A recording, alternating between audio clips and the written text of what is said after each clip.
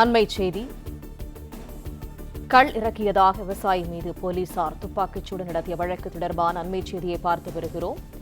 வழக்கு விசாரணையை சிபிசிஐடிக்கு மாற்றி உயர்நீதிமன்ற அமர்வு உத்தரவிட்டுள்ளது. இது தொடர்பான கூடுதல் தகவல்களை தருகிறார் எமது செய்தியாளர் சந்திரன். சந்திரன், முழு விவரங்கள் என்ன?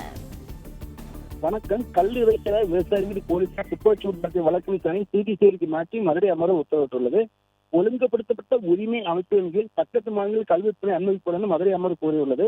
மதுவிலக்கு குற்றங்கள் விஷயத்தில் இத்தகைய விரிவான கண்காணிப்பு சாத்தியம் என்றால் கல்லை ஒழுங்குபடுத்துவது இது போன்றதற்கு வழிமுறை ஆராயலாம் என நீதிபதி கூறியுள்ளார். இந்த நடவடிக்கை பொது சுகாதாரம் மற்றும் பாதுகாப்புக்கு தீர்வு காண்பது மட்டுமல்லாமல் விவசாயிகள், பணியேற்பவர்கள் மற்றும் பணிசார்ந்த தொழில்களை சார்ந்திருப்பவர்கள் வாழ்வை மேம்படுத்தலாம் நீதிபதி கூறியுள்ளார். கல் மீதான தடையை தொடரலாமா அல்லது ஒழுங்குபடுத்தப்பட்ட உரிம கட்டமைப்பில் விற்பனைக்கு அனுமதிக்கலாமா என்பதை முடிவெடுக்க வேண்டிய மாநில அரசின் அதிகார வரம்புக்குள் வரும் கொள்கை முடிவு சார்ந்த. இதனால் அரசுகளை பரிசீலிக்க வேண்டும் என மதுரை அமர்வு கூறியுள்ளது.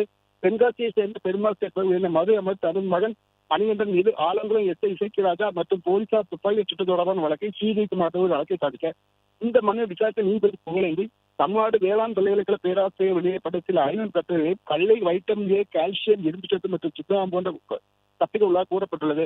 அன்றாட வழக்கின் தரப்பில் உடல் ஆரோக்கியத்துக்கு நன்மை பயக்கும் விட்டமின் மற்றும் நியாசின் ஆகியவற்றின் அளவை அதிகரிக்க என்னும் இறைப்பை கோளாறு மற்றும் குடற்புழு கட்டுப்படுத்தும் தெரிவு கல் சில ஊட்டச்சத்து பண்பு உள்ளன என்பதை மற்ற மதுடன் ஒப்பிட்டு பார்க்க கூறியிருந்தார். இந்த மனுவை விசாரித்த நீதிபதி புகழேந்தி பிறப்பித்த உத்தரவில்